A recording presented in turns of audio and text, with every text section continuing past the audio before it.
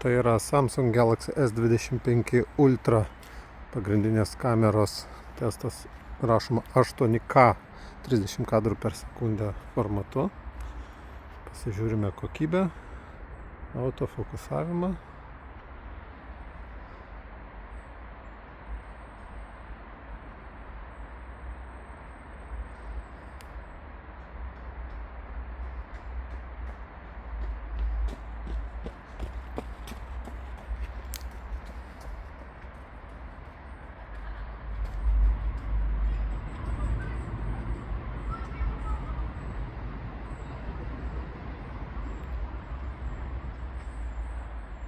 Kokybė tikrai labai gera, tik tai kiek lėtokai veikia